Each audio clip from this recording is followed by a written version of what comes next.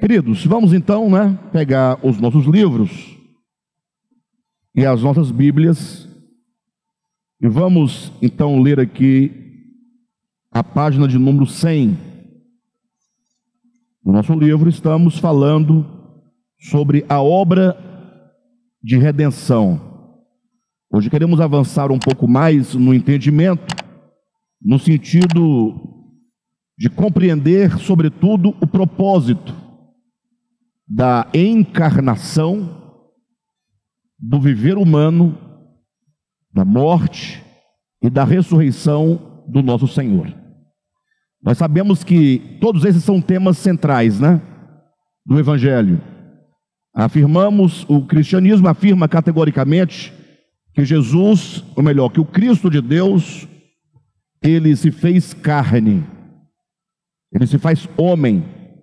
Então a doutrina da encarnação é uma doutrina fundamental do Evangelho. Também se sabe que o Cristo de Deus feito homem, feito carne, ele viveu sobre a terra, viveu como homem. Teve um nascimento, teve uma infância, teve toda uma vida normal, como o apóstolo Paulo vai confirmar, ou melhor, ele vai nos ensinar, que ele viveu em carne e sangue, a nossa semelhança. Foi tentado em todas as coisas a nossa semelhança. Ele foi homem, então teve um viver humano sobre a terra. Sabemos também que esse viver humano é uma verdade fundamental do Evangelho de Jesus. Sabemos também que o Cristo de Deus morreu crucificado. É a conhecida obra de redenção. Então a morte de Jesus na cruz também é uma doutrina central e fundamental do Evangelho. E sabemos que ele não permaneceu na morte, E aí, 3 dias e 3 noites depois da sua morte, Jesus ressuscita, e portanto a ressurreição é também o principal fundamento do Evangelho de Jesus. E havendo ele ressuscitado, ele ascendeu aos céus de forma corpórea e de forma visível, e a ascensão de Jesus também é uma verdade fundamental do Evangelho. Bem, a grande questão que eu estou colocando, todos esses fundamentos: encarnação, viver humano, morte, ressurreição, ascensão, não vou incluir mais outro, entronização, Sabemos que são fundamentos do Evangelho, são verdades do Evangelho, porém poucos compreendem o porquê de todo esse processo.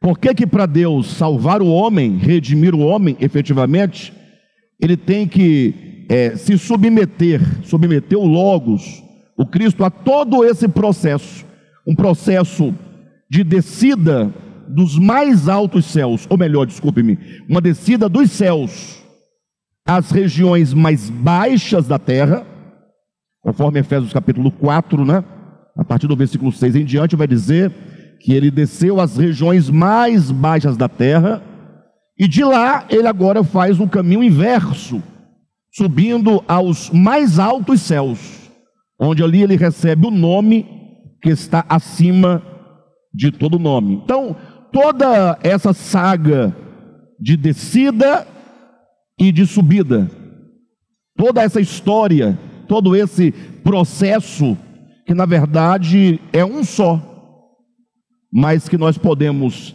subdividi-lo para melhor compreensão nesses aspectos: encarnação, viver humano, morte, ressurreição, ascensão e entronização. Então o nosso objetivo é compreender como que toda essa obra, desde a sua descida até a sua entronização, como isso diz respeito a nós, efetivamente falando, como isso diz respeito à nossa salvação, ou melhor termo, a nossa redenção. Tá bom? Então vamos ver se hoje a gente consegue desenvolver em parte esse pensamento, ainda que em resumo. Se não conseguirmos fazer a síntese de tudo isso, a gente vai fazendo daqui para frente, um dia a gente acaba, Então, página de número 100 do nosso livro. Mantenham suas Bíblias em mãos, que nós também vamos ler bastante hoje.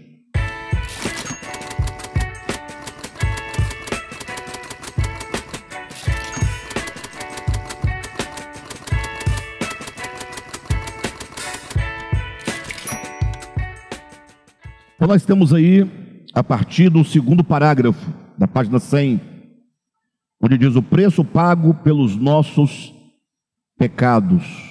Encontraram? Leiamos. O preço pago pelos nossos pecados, o precioso sangue de Cristo, diz respeito ao sofrimento necessário. Para a gente poder fazer uso dos jargões do cristianismo, repita comigo: sofrimento necessário. Sofrimento necessário.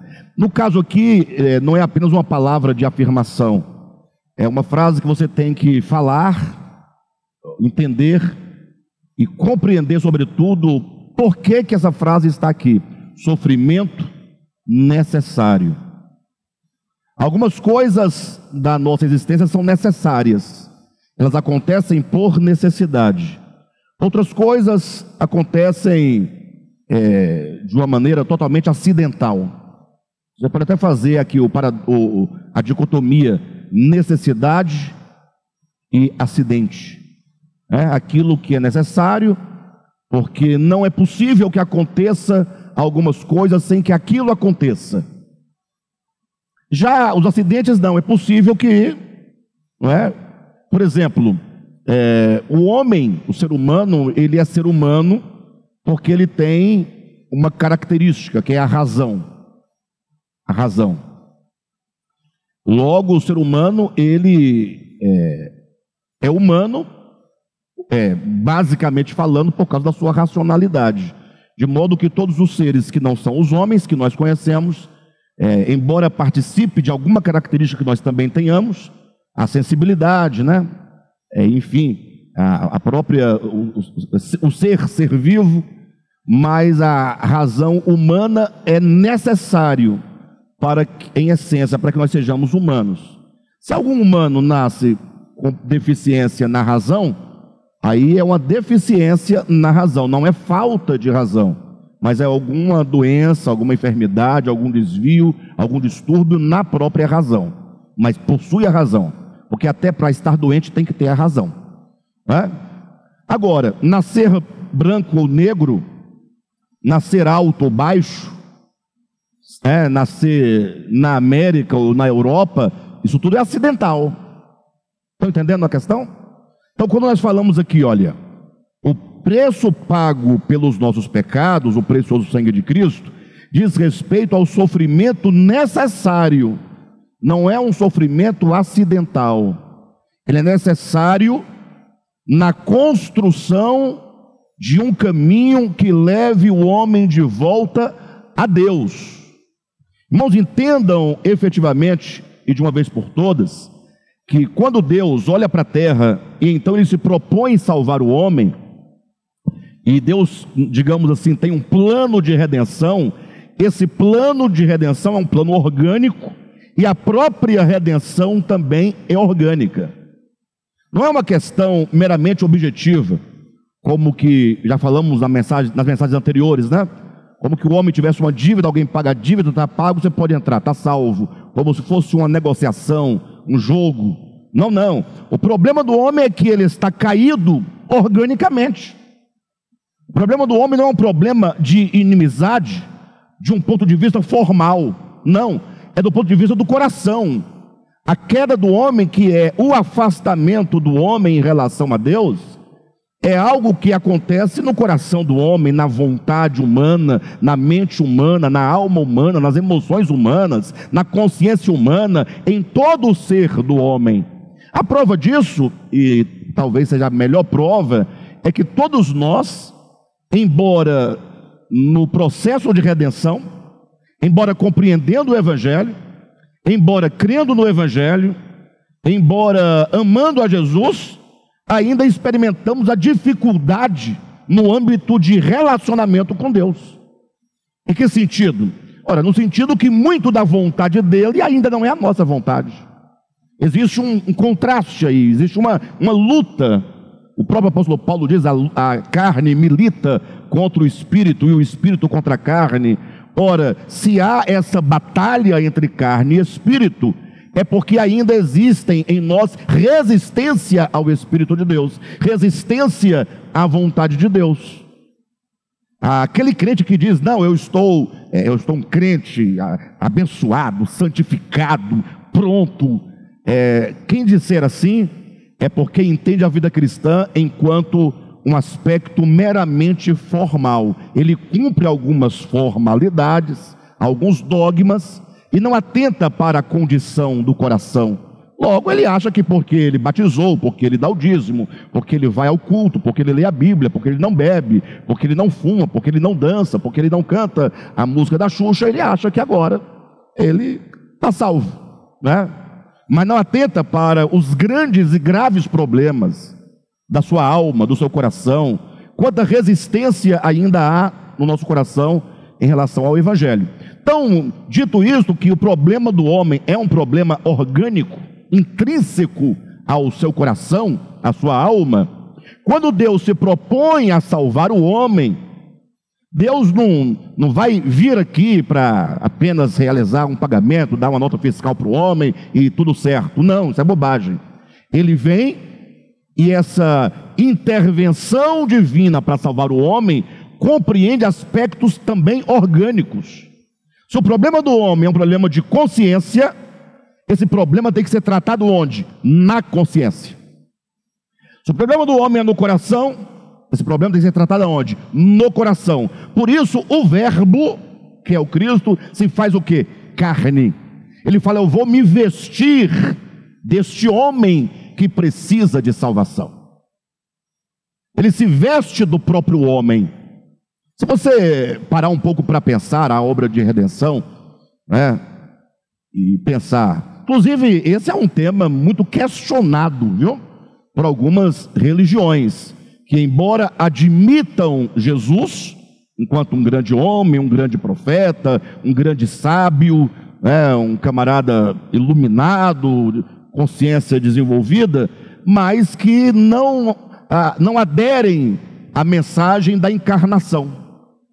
Como pode o Cristo se encarnar? Não faz sentido para muitas religiões. O cristianismo é normal, embora o cristianismo não tenha compreendido ainda o porquê da necessidade radical de uma encarnação. Então, a ideia é: Deus vai salvar o homem? Vai. Como? Organicamente. Para tanto, ele fala: eu vou me vestir do homem, eu vou entrar, objetivamente falando, dentro do homem. Eu agora vou tomar este homem desde o ventre e eu vou conduzi-lo desde o nascimento, a cada minuto, a cada hora, a cada dia, a cada semana, a cada mês, a cada ano, no seu desenvolvimento do corpo, da alma, do espírito humano, das vontades, da mente, do entendimento, da consciência. Eu vou conduzir este homem por um caminho de obediência. Eu vou ensinar este homem a obediência. Eu vou quebrar este homem no sentido de submetê-lo completamente, isso dentro de um projeto de existência. Por isso que ele vai ter que se fazer homem no ventre. Ele vai ter que ser ali gerado para si um corpo, uma humanidade, cumprindo as 40 semanas num ventre materno, vai nascer, né, de uma mulher, será amamentado, terá a sua tenra idade, a sua meninice, a sua puberdade, a sua adolescência, a sua juventude, a sua vida adulta, para que ao cabo de toda essa existência normal e humana, ele tenha conduzido este homem a uma plenificação. A uma plenificação. Quando na cruz, lá no Calvário, em Jerusalém, ele brada a sua última palavra, ele diz: está tudo consumado. não é? Está tudo consumado. A teologia convencional entende que essa palavra tetelestai, do grego, significaria tão somente que está concluída, ou estão concluídas todas as coisas que eu deveria realizar, não é? E certamente inclui esse conceito.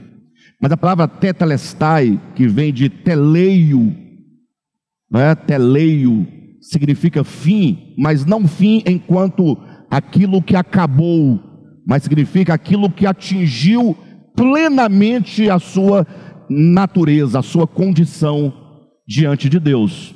É como que dissesse: o Deus criou o homem, Adão, lá no início, mas aquele homem não estava ainda, mesmo antes do pecado, à altura ou na maturidade, ou na maturação, ou na frutificação necessária para a qual Deus o criou, mesmo antes do pecado. Ou seja, Deus criou o homem para. Esse para é uma finalidade, é um teleio. Quando o Cristo, Jesus, da cruz fala tetelestai, ele diz: aqui está o homem consumado, o homem concluído, é o homem plenificado, é o homem deificado, é o homem ideal, é o homem conforme Deus quer, é o homem que atingiu a estatura para a qual ele fora criado. Estão entendendo? Então, a obra de redenção não consiste em meros acordos, em mero perdão de pecado, batidinha nas costas, está perdoado, arrependeu, não se arrependeu, não, me arrependi, pronto, se arrependeu, glória a Deus, bora para frente, bora para o céu, está tudo bem. Não, não, salvação é obra de Deus dentro do homem. Logo, ele deveria passar por todos os processos. E a primeira fase desses processos é a fase da descida, quando o Cristo da região etérea, se assim podemos falar, ele entra para o espaço-tempo, entra para a história e entra na humanidade. E o que ele vai fazer com essa humanidade? Vamos ler na Escritura? Vamos lá, abra sua Bíblia em Hebreus, capítulo 5, a partir do versículo 7. Ele, Jesus, eu digo que Jesus está entre vírgulas aí. O termo Jesus, o nome Jesus é o nome da humanidade.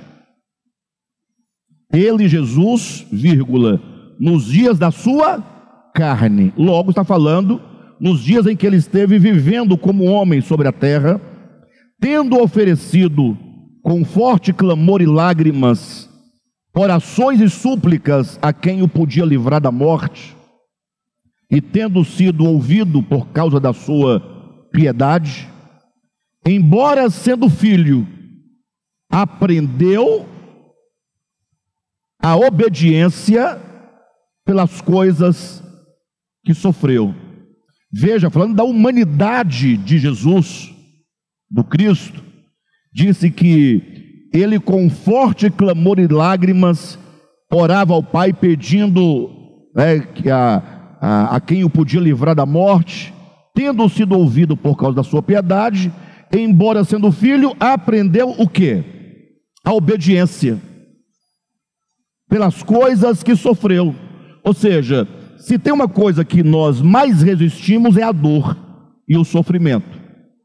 E quando o assunto é dor e sofrimento, nós fazemos qualquer coisa para nos livrar da dor e do sofrimento. Qualquer coisa, até mesmo, e inclusive eu já vi isso algumas vezes, negar a própria fé, não é? Porque uma coisa é você declarar a fé em algo quando você não precisa, Deus é bom, maravilhoso, tá, Jesus, o Evangelho.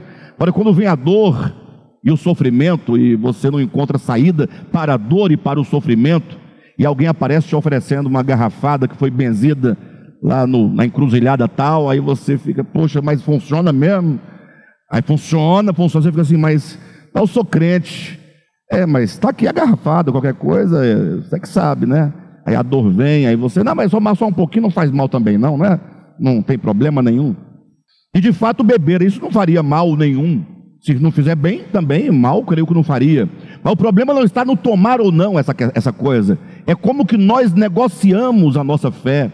Como que nós dividimos a nossa fé, a nossa crença em Deus e em outras coisas além de Deus. Mas no caso, quando o Cristo se faz homem, ele será submetido em todo um caminho de sofrimento. E sofrimento de toda ordem e de toda espécie que vocês imaginarem. Haja vista que no profundo da sua alma havia certamente a consciência de quem ele era. Já imaginaram o Cristo de Deus, que é chamado de a palavra de Deus, o verbo de Deus, se fazer criança no ventre, se fazer feto no ventre de uma mulher, e nascer, e ter um dia de nascido, 2 dias, uma semana, um mês, e sendo ele a palavra, ele não falar. Isso gera um conflito, né? Até para nós pensarmos, gera um certo conflito, e isso já lhe é sofrimento. Por quê? Porque ele se reduz, né, ao máximo ali para criar esse caminho dentro do homem, abrir um caminho na consciência humana. Então é por meio dos sofrimentos, diz a Escritura, que ele então vai aprender, ele quem? O homem Jesus, a sua humanidade. Esse homem Jesus é homem, homem como nós. Está lá em Hebreus capítulo 4, né? Quando diz que é participante de carne e sangue, a nossa semelhança, tendo sido tentado em todas as coisas, a nossa semelhança, e é como homem, portanto, e é esta humanidade que vai aprendendo a obediência, aprendendo a submissão, aprendendo a se entregar, aprendendo a confiar. É a humanidade da qual ele se veste que vai passando por esse processo de crescimento, não é? Como diz o versículo 7, ele, Jesus, nos dias da sua carne, tendo oferecido com forte clamor e lágrimas, orações e súplicas a quem o podia livrar da morte, e tendo sido ouvido por causa da sua piedade, embora sendo filho, aprendeu a obediência pelas coisas que sofreu, e tendo sido o quê? Aperfeiçoado. E aqui está a palavra, né? Aperfeiçoado, e tendo alcançado a sua plenitude, a sua plenificação. Ser aperfeiçoado quer dizer o homem está completo, está agora exalando e expressando a medida plena de toda a sua potencialidade humana, conforme fora criado. É mais ou menos como uma semente. Você pega uma semente de algo, quando você olha, você fala, poxa, eu tenho aqui uma semente, e você sabe que aquela semente potencialmente tem tudo o que é necessário para ela se tornar uma grande árvore frutífera. Sim ou não? Só que em estado de atualidade é só uma semente, não é uma árvore, é uma semente. Tanto que uma coisa é semente, outra coisa é árvore, são coisas distintas. Só que aquela árvore, na sua potencialidade, já está ali dentro. Então aquela semente tem o quê?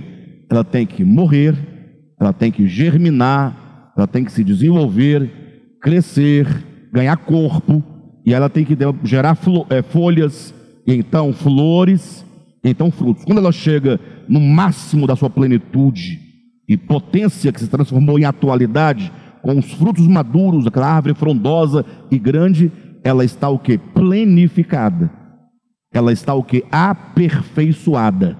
Então a ideia de aperfeiçoamento não traz a ideia de defeito, mas traz a ideia de plenitude. Então o Cristo de Deus se veste de uma humanidade desde o ventre para levá-la a uma plenificação. Está claro para vocês isso? Então, concluindo aqui. Versículo 8, embora sendo filho aprendeu a obediência pelas coisas que sofreu, e tendo sido aperfeiçoado, tornou-se. Tornou-se. Por que tornou-se? E quem tornou-se? Por que tornou-se e quem tornou-se? Interessante, né? Eu posso trazer aqui um dado meio fora do nosso estudo, não um dado de filosofia, mas é extraordinário entender isso. E aí, quando você entende esse dado, que um camarada no 4º século antes de Cristo disse acerca de Deus, e chega nesse versículo e você compara, e você entende, você fica perplexo, não é? Aristóteles, certa ocasião, estudando sobre Deus, efetivamente teologia, né? Termo que inclusive foi cunhado pelo próprio Aristóteles, é ele que usa pela primeira vez e traz a palavra teologos, teologia, estudo de Deus. Ele vai dizer, ele quer tentar de alguma maneira provar e demonstrar que existe essa coisa chamada Deus, logo, que estamos falando de um grego, então o pensamento de Deus que ele vai desenvolver não é o mesmo que o judaísmo iria desenvolver, o cristianismo, mas ele vai procurar fundamentar e demonstrar que há algo, uma coisa, ou alguém chamado Deus. Isso para nós é o que importa. E para ele tentar fazer tal demonstração, ele vai dizer o seguinte: como todas as coisas estão em movimento, ele fala assim, ninguém pode negar o tempo, o espaço e o movimento. Então ele começa a demonstração de Deus, presta atenção, com aquilo que você não pode negar.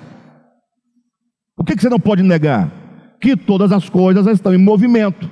O universo está em movimento, as coisas estão em movimento. Tudo está movimentando, a existência do cosmos é uma existência dinâmica, logo ninguém pode negar o movimento. E o movimento é um atributo do tempo. O que é o tempo? Senão o deslocamento de um ponto A para o ponto B. Então, quando você calcula a velocidade, o deslocamento de um ponto para o outro, você tem o que? Movimento. Então, tempo e movimento e espaço não pode ser negado por ninguém. E aí ele começa a sua comprovação, dizendo, ora, todo movimento é movido por algo. Tudo que se move. Então, você tem aqui um objeto sobre a mesa. Para ele se movimentar, tem que ter uma causa, tem que ter alguém, alguma coisa, alguma força externa ao próprio objeto que o empurre. Sim ou não? Senão não tem movimento.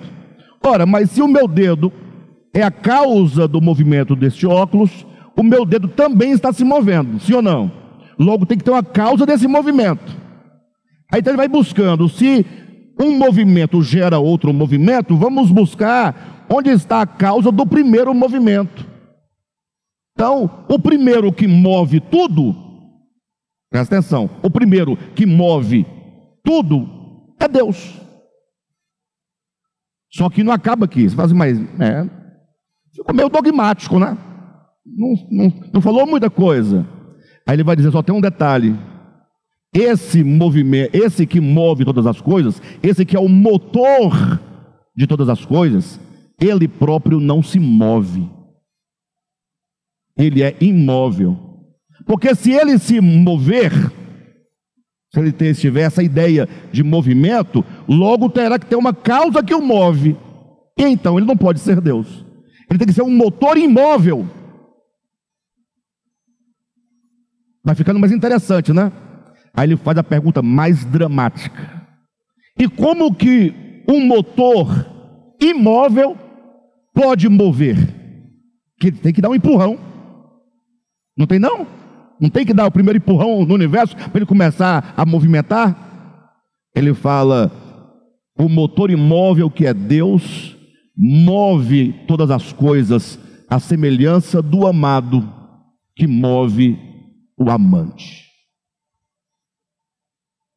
Aí, mas como assim? Como é que o amado move o amante? Aí ele vai explicar, assim como alguém, sem dizer nada, sem fazer nada, apenas olhando para o outro se sente o quê? Atraído, e vem em direção ao amado. É a força e a atração do amor que atrai tudo para si. Perfeito ou não? Nesse caso, olha a conclusão que ele vai chegar, e é nesse texto. Por isso que eu me remeti a esse exemplo para vocês. Ele vai dizer, se Deus é esse motor imóvel, ele não pode ser absolutamente potência. Igual a semente. A semente não tem potência dentro dela, porque semente é o quê? É uma potência que virá a ser. Se a semente vem a ser algo, em atualidade, ela passa por movimento, ela passa por processo. Logo, ele vai dizer, Deus é ato puro, Deus não tem potência. Deus não pode ser maior do que ele é, não pode ser menor do que ele é. Deus simplesmente é. Você não pode dar a Deus o atributo de grandeza. Quando a gente fala, Deus é grande, essa expressão meramente humana. Não tem como você mensurar Deus. Deus não pode ser de tamanho nenhum. Deus ele tem que ser o todo absoluto. E tudo que tem alguma grandeza tem que existir dentro dele. Logo, Deus não pode tornar-se. Você entende? Deus, na sua natureza divina, não pode vir a ser. Porque se ele vir a ser, ele não era. Quem está entendendo? Então, ele é. E a Escritura vai trazer a revelação do nome de Deus como sendo eu sou. Somente o que eu sou, ele é. Não tem como ele vir a ser algo, não pode haver mudança na sua essência, na sua substância, na sua natureza. Então Deus, o eterno, não pode vir a ser. Isso é fato consumado. Logo o texto nosso diz o quê? Versículo 9. E tendo sido aperfeiçoado, então ele foi aperfeiçoado, tornou-se. Ele não era, ele tornou-se. Então nós temos que pensar, quem foi aperfeiçoado? Se foi aperfeiçoado, ele saiu de uma condição de potência e atingiu uma condição em atualidade de, né? Ele foi aperfeiçoado, ele atingiu, o apogeu e tornou-se. Tornou-se o quê? Tornou-se o autor da salvação eterna para todos os que lhe obedecem. Então esse foi aperfeiçoado e tornou-se, só pode ser efetivamente dado como atributo ou como fatos que ocorreram em Jesus de Nazaré. É esse homem Jesus que é aperfeiçoado, e logo é esse homem Jesus que se torna o autor da nossa salvação. Não é sem razão que Pedro vai dizer que não há salvação em nenhum outro nome dado nos céus, nem na terra, nem debaixo da terra, a não ser o nome de Jesus. É neste nome que nós somos salvos. Mas quando diz nome, não vamos cair no erro de alguns que entendem nome como sendo os fonemas pronunciados ou os grafemas escritos. Isso é bobagem. O nome é a pessoa. Por isso que Paulo vai usar 300 e tantas vezes nas suas epístolas a expressão em Cristo, nele, é nele onde nós vamos encontrar a consciência de salvação. Ele na verdade é a justificação, ele é a redenção, ele é a santificação, ele é tudo. Então é Jesus de Nazaré, este homem que se torna, portanto, agora o autor da salvação, ou o primeiro de todo um grupo de pessoas que alcançarão a mesma plenitude. Ele é o pioneiro, ele é o líder, ele é o que vai na frente. Daí dá para nós entendermos agora por que nós estamos falando de encarnação. O Cristo de Deus entra no homem para o quê? Para conduzi-lo. Conduzir desde que momento? Desde a concepção. E ter um viver humano normal, um menino normal, uma criança normal, com uma meninice normal, uma infância normal, uma adolescência normal, como qualquer outro, puberdade, hormônios, mas desde a fecundação, sendo conduzido para ser este homem que atingirá essa plenificação. E, portanto, podemos dizer que Jesus é o primeiro homem a entrar na glória. É o primeiro homem a atingir e cumprir plenamente a vontade de Deus.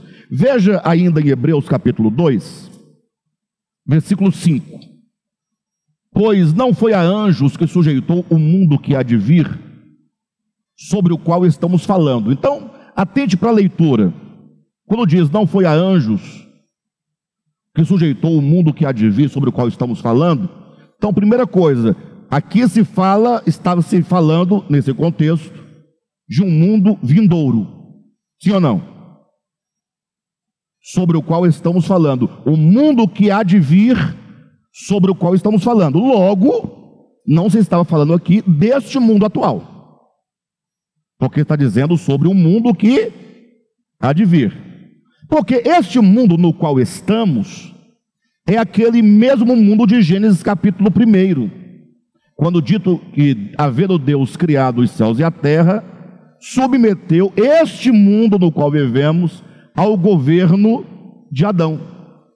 Então, este mundo no qual estamos foi entregue para quem? Para o homem, nós, Adão. E Paulo está dizendo aqui, mas não foi a anjos que Deus, o Pai, submeteu ou subordinou este mundo que há de vir, sobre o qual estamos falando. Então, nesse texto, fala-se de um mundo vindouro. Então, tem este mundo e tem um mundo por vir. Alguns hinos, inclusive, até mesmo da Assembleia de Deus, sobretudo, que usa a palavra por vir. O porvir. Às vezes nem todo mundo sabe o que é o porvir, né? Por vir, aquilo que virá. E por vir traz a ideia de um mundo que está por vir. Então é um novo momento. É aquilo que em Apocalipse capítulo 21 diz: e vi novo céu e nova terra. É um mundo novo, porque tem uma nova ordem, porque foi reestabelecido sobre outras bases de governo. Porque se o primeiro mundo foi dado para Adão, para ele governar, aqui está dizendo, mas o mundo que há de vir, sobre o qual estamos falando, esse mundo que nós hoje aguardamos, ele não foi, como diz, sujeito aos anjos. Antes, alguém em certo lugar deu pleno testemunho, dizendo: que é o homem que dele te lembres, ou o filho do homem que o visites. Aqui é Davi, né? Veja que aqui nós temos um conflito, porque Davi está olhando para esse mundo, este agora, e está pensando, ora, mas o que é o homem diante dessa criação tão grande, tão bela, tão maravilhosa? O homem foi feito à imagem de Deus e colocado para dominar, ele foi, mas não é uma coisa que se vê. Você consegue ver o homem dominando, né, sobre todas as coisas? O domínio que se vê é o domínio pela força. E quanto mais o homem exerce o domínio, mais ele destrói a própria terra, né? Então, aqui diz, que é o homem para que dele te lembres, ou o filho do homem que o visites. Fizeste-o por um pouco menor que os anjos, de glória e de honra o coroaste, e o constituíste sobre as obras de tuas mãos. Todas as coisas sujeitaste debaixo dos seus pés. Ora, desde que lhe sujeitou, falando de Adão, desde que lhe sujeitou todas as coisas, nada deixou fora do seu domínio. Agora, porém, ainda não vemos todas as coisas a ele sujeitas. Então veja que o escritor aos Hebreus está trabalhando. Estamos falando do mundo por vir. Alguém, falando de Davi, estava pensando em qual mundo? Neste mundo atual. E Davi diz, o homem para mim é muito pequeno diante de tão grande criação, e nós não vemos o homem exercendo nenhum tipo de domínio divino sobre as coisas. Então Davi estava ali no conflito entre o que dizia a Escritura, que ele conhecia, e a realidade que ele percebia. Não bate, as coisas não batem. E aí veja o que diz o escritor: Versículo 9: vemos, todavia, ao contrário do que Davi diz, vemos aquele que por um pouco, tendo sido feito menor que os anjos, vírgula, Jesus, por causa do sofrimento da morte. Então, esse Jesus, por causa do sofrimento, o sofrimento é a causa. Por causa do sofrimento da morte, foi o quê? Coroado de glória e de honra. Então é Jesus, homem, que é coroado de glória e de honra por causa dos sofrimentos. Porque foram esses sofrimentos, inclusive, que o fez aprender a obediência. Então a pergunta seria: ora, então o homem não exerceu domínio sobre esta terra na qual estamos, por quê? Por causa da desobediência. O homem não cumpre com o seu propósito, porque ele caiu tão logo fora criado. Então era necessário que o Cristo viesse, nascesse de homem, fizesse homem, para fazer surgir na existência um homem, que fosse pelo menos um, que pudesse então cumprir com esse propósito divino. Vemos todavia aquele que por um pouco, tendo sido feito menor que os anjos, Jesus, por causa do sofrimento da morte, foi coroado de glória e de honra, para que pela graça de Deus provasse a morte por todo homem. Porque convinha que aquele, por cuja causa e por quem todas as coisas existem, conduzindo muitos filhos à glória, aperfeiçoasse, por meio de sofrimentos, o autor da salvação deles. Ou seja, para Deus conduzir os muitos filhos à glória, foi preciso, por meio de um, que é Jesus, que fosse aperfeiçoado, para por meio deste fazê-lo o autor, o líder, o primeiro, o desbravador, para agora conduzir por meio de Jesus os seus muitos filhos à glória. Então, com tudo isso, o que nós queremos demonstrar? Primeiro momento, que encarnação, viver humano, morte de Jesus são passos orgânicos que acontecem dentro do homem. É o Cristo divino dentro do homem, trabalhando essa humanidade até levá-lo ao tetelestai, até levar ao estar consumado, até levar à plenificação, à completa deificação, à frutificação, ao amadurecimento. Então, quando ele diz, Pai, está tudo consumado, tetelestai, ele está dizendo, aqui está o homem pleno. Aí você pergunta, o homem pleno? Porque tão logo ele diz, aqui está o homem consumado, o que você vê? E dito isto, ele entrega seu espírito. O que você tem ali como consumação? Está diante de nós aqui, estamos falando. Ele está na cruz, não está?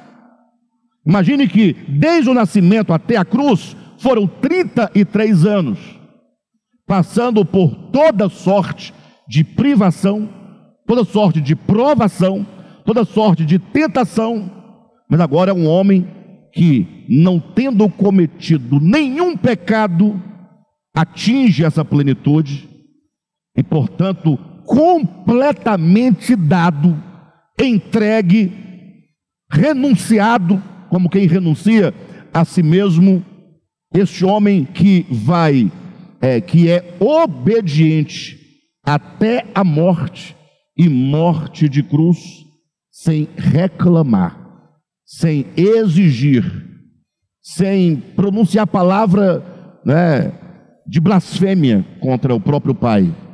Um homem completamente ali entregue, totalmente esvaziado. É o Cristo de Deus esvaziado neste homem Jesus. Esse homem Jesus, agora unido ao Cristo de Deus, É um paradoxo, porque é o Cristo de Deus esvaziado no homem Jesus, e esse homem plenificado em Cristo. Cristo é tudo neste homem, neste momento.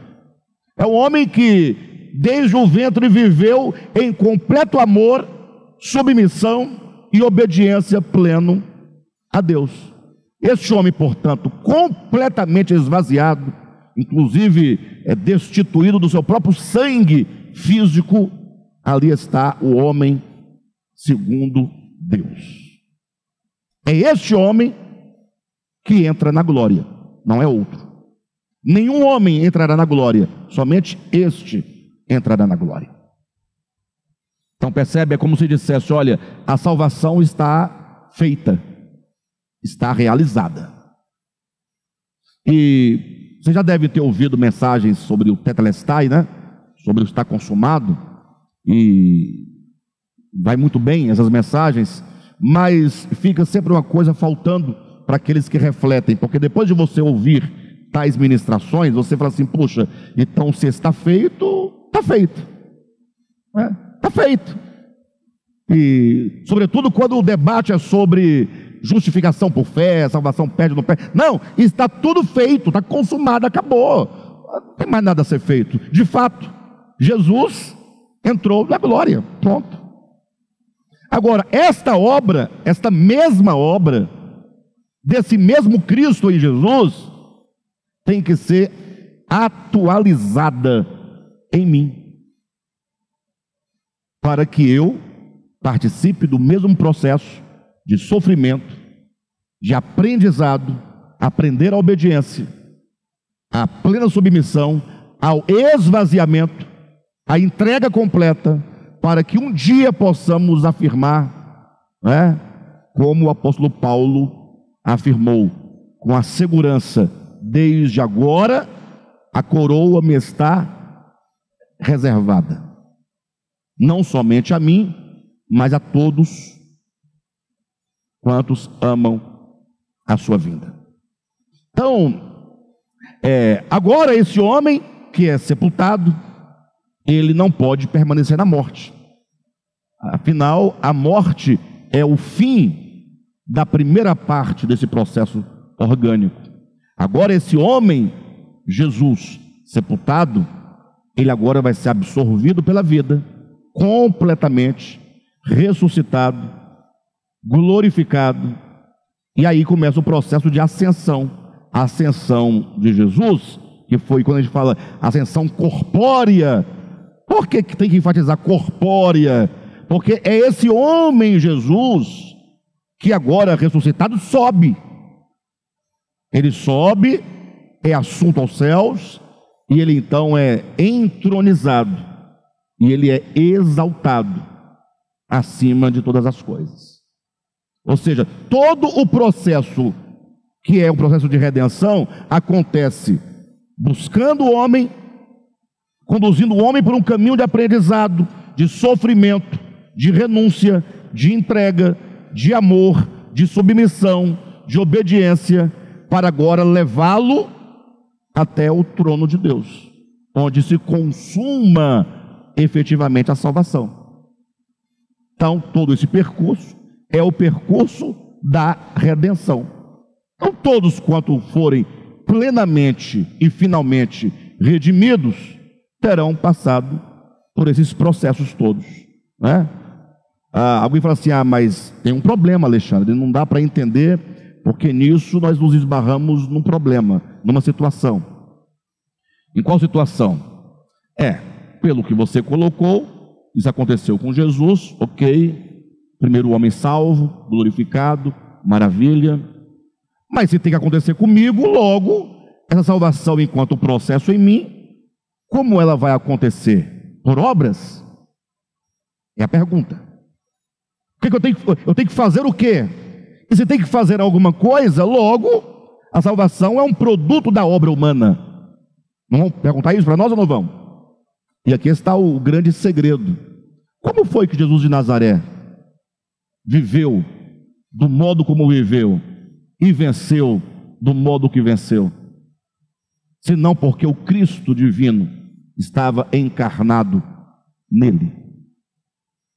Sim ou não? Por qual motivo Paulo vai dizer aos Filipenses, dizendo, até que Cristo seja formado em vós? Então, se você pegar vários textos, quando Paulo disser, porque Cristo que é a nossa vida, se Cristo está em vós, o corpo na verdade está morto por causa do pecado, mas o Espírito é vida por causa da justiça. Então, se Cristo está em mim, cumpre-se em mim a ideia de encarnação, ou o princípio da encarnação. Não é que acontece em mim uma encarnação como aconteceu em Jesus, que foi gerado do ventre, mas o princípio da encarnação é Cristo na humanidade, e todos nós, portanto, temos esse Cristo instaurado como quintessência dentro do nosso ser, e é a partir desse Cristo interior que todo esse processo há de ocorrer. É como Paulo diz, é Cristo vivendo em mim. Será por esse motivo que Jesus conta uma parábola em que ele fala de um homem que encontrou um tesouro escondido? E que tesouro escondido seria esse a que Jesus faz referência? Um tesouro escondido no campo. E esse tesouro, que é o reino de Deus, que é o Cristo de Deus, porque reino de Deus e Cristo de Deus é uma coisa só, está escondido aonde? Para que nós possamos também encontrá-lo, senão aqui dentro de nós. E quando nós o encontrarmos, quando nós tivermos experiências profundas, que sobretudo nós tirarmos a ideia de exterioridade e de Deus transcendente, ainda que o eterno seja transcendente, mas o encontrarmos na imanência do nosso ser, a partir daí você vai começar a perceber que todas as coisas exteriores, elas são insignificantes diante desse Cristo interior que está em nós. E esse é o motivo porque Paulo vai dizer que ninguém é justificado por obras da lei. Por quê? Qual a relação? Por quê? O que são as obras da lei? A lei é algo externo, escrito em tábuas de pedra. Agora o homem lê, e agora ele vai procurar justificar ou ajustar a sua consciência, ajustar o seu coração, ajustar a sua mente, ajustar as suas vontades ao que está dito. Quando o homem tenta ajustar o seu ser com o que está escrito, isso são obras. Ninguém é justificado ao tentar realizar algo que justifica a sua consciência, que justifica o seu coração. Ou seja, a lei, ela é incapaz de justificar o homem. Entenda justificar organicamente. O que é justificar? É alinhar, é sintonizar, é estabelecer uma conexão. Então, dizer que o homem precisa de ser justificado é dizer que a consciência está desajustada a Deus. Logo, a obra da lei ou obras de lei são incapazes de resolver um problema dentro do homem. Por isso é que é somente por meio da fé. A fé enquanto um atributo do espírito humano. Quando eu desenvolvo a percepção espiritual desse Cristo interior, e agora eu consigo me conectar a esse Deus que habita em mim, e por meio dessa comunhão constante, nós vamos sendo cada vez mais alinhados, cada vez mais ajustados, vamos sendo redimidos a cada vez, e é esse Cristo interior quem vai realizando toda essa redenção dentro de nós, e que nos levará, por fim, ao nosso tetelestai, ao nosso está consumado. Sim, sem dúvida, né? O que acontece com o ladrão é pelo menos o início desse processo, né? É pelo menos o começo desse processo, porque ali a sua fé é acionada, Você percebe que ele não vai fazer nenhuma obra de lei para nada, mas tão somente deposita toda a sua confiança no Cristo de Deus, porque ele vê no Cristo de Deus um inocente, um puro. Tanto é que um ladrão blasfemava contra Cristo e o outro dizia: nós recebemos aqui o que nós merecemos, mas esse justo nenhum mal ele fez, não é? Enfim, então é basicamente isso. Então o processo que nós colocamos aqui de início, todos esses passos, eles são os passos orgânicos que acontecem para a redenção do homem. Agora, a grande questão que aqui também nós precisamos tratar é que para esse Cristo de Deus fazer esse percurso de entrar no mundo da existência, para pegar o homem e levá-lo a Deus, essa não é a ideia? Ele não se faz homem, e agora ele não toma esse homem numa vida humana de 33 anos, até levá-lo à cruz e de lá levá-lo aos mais altos céus? Então ele entra, digamos, neste mundo para tomar o homem e levá-lo. E isso, de maneira prática, nós diríamos que todo esse processo é um abrir um caminho na consciência humana que o ensine, o desperte e o leve de volta a Deus. Assim como em Gênesis, quando diz que o homem caiu, o caminho de acesso à árvore da vida fora fechado, era preciso agora que Cristo fizesse homem, carne, para abrir um novo e um vivo caminho. E como é que ele abriu esse novo e vivo caminho? Em Hebreus capítulo 10, versículo 20, ou 19 e 20, por meio da sua carne, do rasgar o véu, isto é, a sua carne, os seus sofrimentos, que se consumam plenamente na cruz do Calvário. Agora, essa entrada no mundo para redimir o homem causaria esses sofrimentos.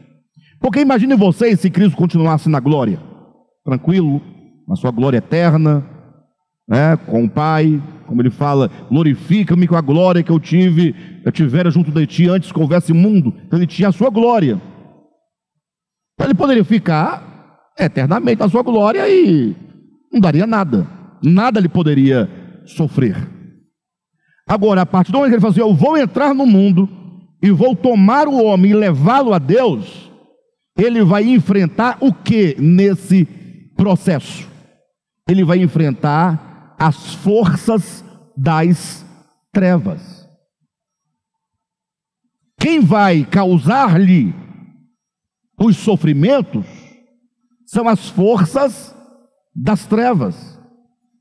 Então, todo o sofrimento, desde quando ele nasceu, que ele foi perseguido, fugiu para o Egito, toda a sua história, até a cruz, o Calvário, ser preso, apanhar, cuspir, tudo aquilo eram os sofrimentos necessários e eram sofrimentos causados, não como uma exigência divina, mas como os sofrimentos próprios de alguém que entra dentro de um terreno e fala assim: eu vou entrar para buscar o bem que aqui dentro está, que foi roubado e está sendo detido dentro desse lugar.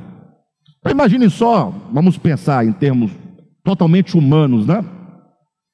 Que a polícia tem que ir a algum lugar resgatar alguém lá de um cativeiro. Será que essa entrada no cativeiro ela é simples coisa, chega lá e tomar, ir embora e está tudo resolvido? Isso não vai gerar enfrentamento? Não vai gerar perigo? Inclusive risco de morte da parte de quem está entrando? Então imagine só o que Deus vindo ao mundo para tomar o homem do império das trevas, arrancá-lo e levá-lo. Olha só que coisa interessante. Abra sua Bíblia em Lucas capítulo 22. No momento que Jesus está sendo preso, olha só o que dizem suas palavras.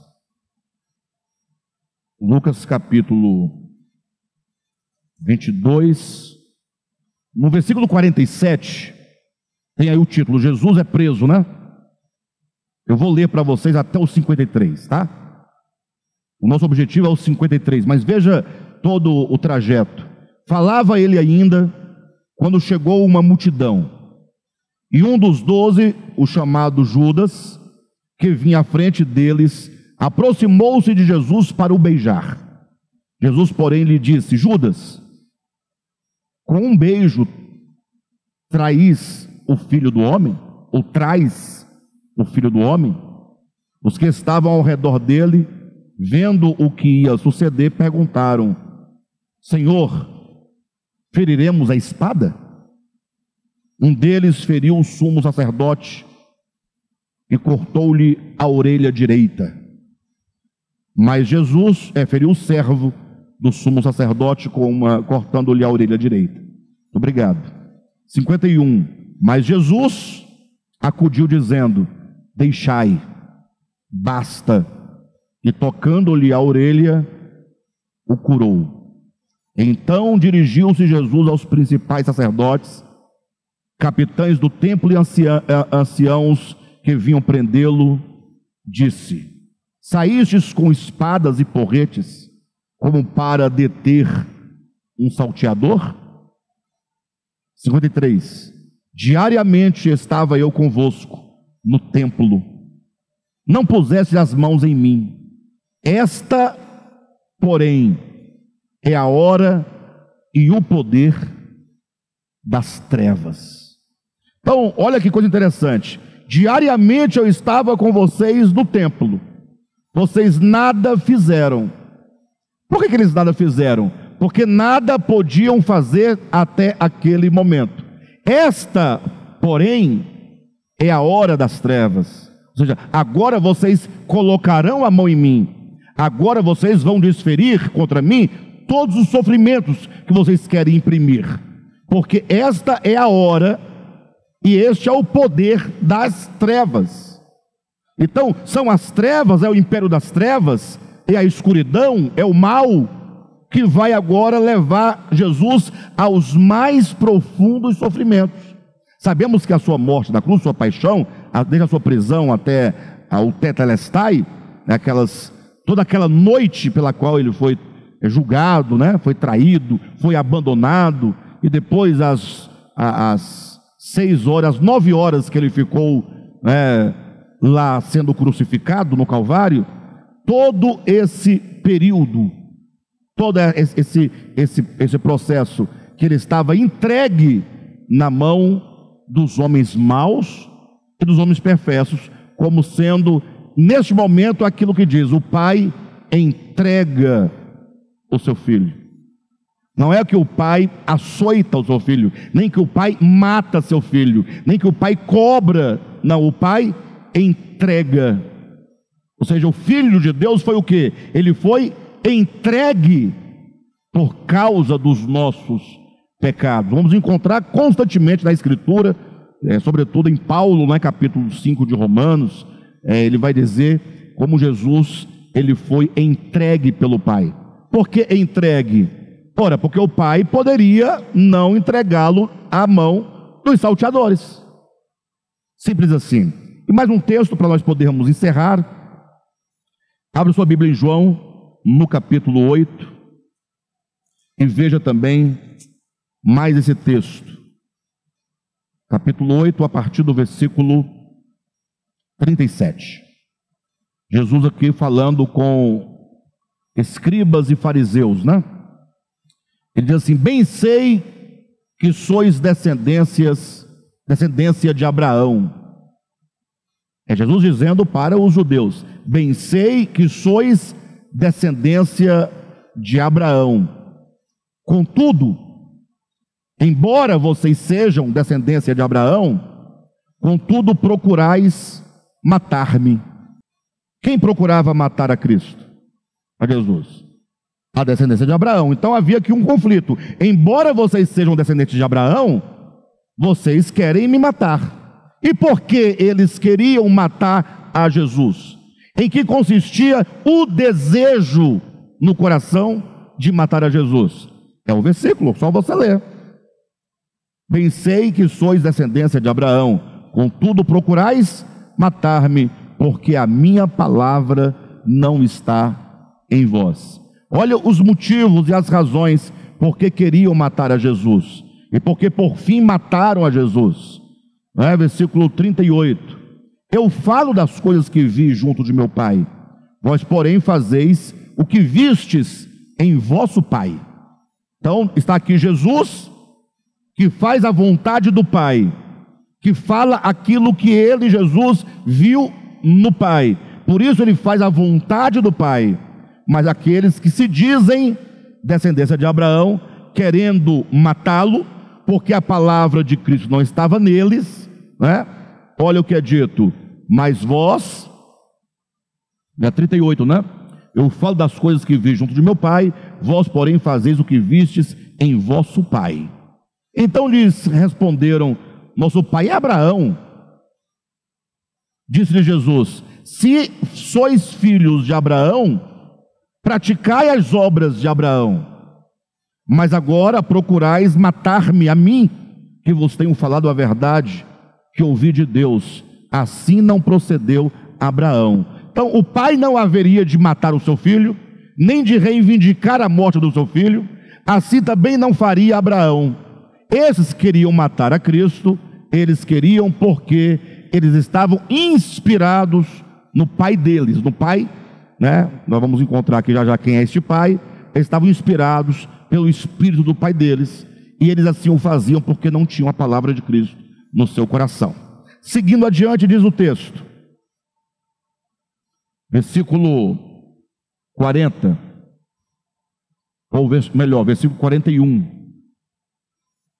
Vós fazeis as obras de vosso pai. Disseram-lhes eles: nós não somos bastardos, temos um pai que é Deus. Replicou-lhe Jesus: se Deus fosse de fato vosso pai, certamente me havíeis de amar, porque eu vim de Deus e aqui estou, pois eu não vim de mim mesmo, mas ele me enviou. Ou seja, o que eles queriam de fato não era matar a Cristo, mas veja, se Deus fosse de fato o vosso pai, vocês haveriam de me amar. Vejam como se coloca lado a lado os poderes das trevas, que odiavam e aborreciam a Jesus, e do outro Abraão e Deus, que amava o filho e jamais iria submeter por capricho do coração o seu filho àqueles sofrimentos, E portanto ele diz no 43, qual a razão, pois, porque não compreendeis a minha linguagem? É porque sois incapazes de ouvir a minha palavra. Vós sois do diabo, que é vosso pai, e quereis satisfazer-lhe os desejos. O que eles queriam fazer? Versículo 37. Bem sei que sois descendência de Abraão, contudo procurais matar-me. Versículo 44. Vós sois do diabo, que é vosso pai, e quereis satisfazer-lhe os desejos. Ele foi homicida desde o princípio, e jamais se firmou na verdade, porque nele não há verdade. Quando ele profere mentira, fala do que lhe é próprio, porque é mentiroso e pai da mentira. Então o que nós temos aqui são alguns elementos que devem ser lidos articulados, juntamente. Quando fala da mentira e fala da verdade, vocês não entendem a minha palavra, porque a palavra de Deus não está no coração de vocês.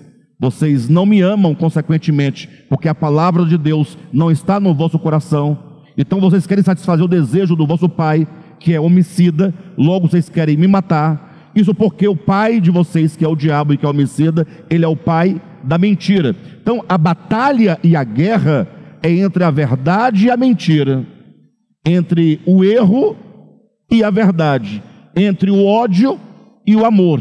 Então quando Cristo de Deus entra neste mundo dos homens caídos, logo a mentira, logo as trevas, logo o ódio, certamente vão procurar de todas as formas causar dores a Jesus. E portanto a morte de Cristo na cruz do Calvário, enquanto morte necessária, ela faz parte dessa incursão de Cristo no mundo para salvar o homem. E ele salva o homem. mas ele não o salva sem ser ferido no seu calcanhar. Já estava previsto desde Gênesis 3,15 que o descendente da mulher haveria de esmagar a cabeça da serpente, mas a serpente haveria de ferir o seu calcanhar. Quando é que esse descendente da mulher é ferido no calcanhar? Quando ele pisa a cabeça da serpente. E quando é que ele faz isso? Na cruz, em todo o seu viver humano, sobretudo na cruz do Calvário. E o que significa esse pisar na cabeça da serpente?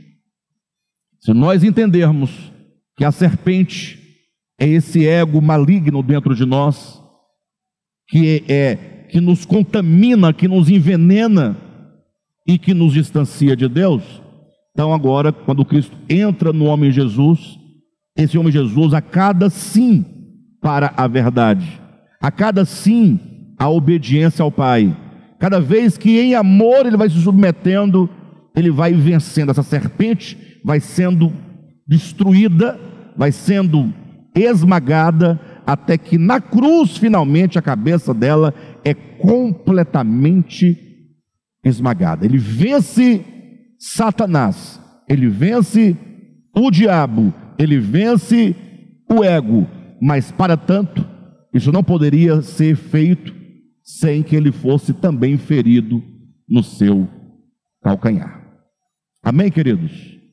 E não é sem razão que Paulo também vai dizer em Romanos 16, salvo engano, no versículo 20, que no final de todas as coisas, todos nós, a igreja, nós haveremos de esmagar Satanás debaixo dos nossos pés.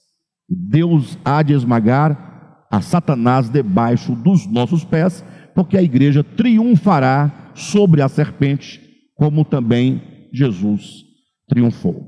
Então, só para nós podermos aqui deixar o ponto da nossa leitura, página 100, deixem marcado aí. Na semana que vem nós vamos retomar do exato momento em que nós hoje começamos, tá bom? Espero ter podido ajudar os irmãos e que fique cada vez mais claro, que vocês ouçam essa ministração tão densa, porque requer muita explicação, né? Para que se compreenda essa morte efetiva de Jesus na cruz do Calvário. Amém, queridos?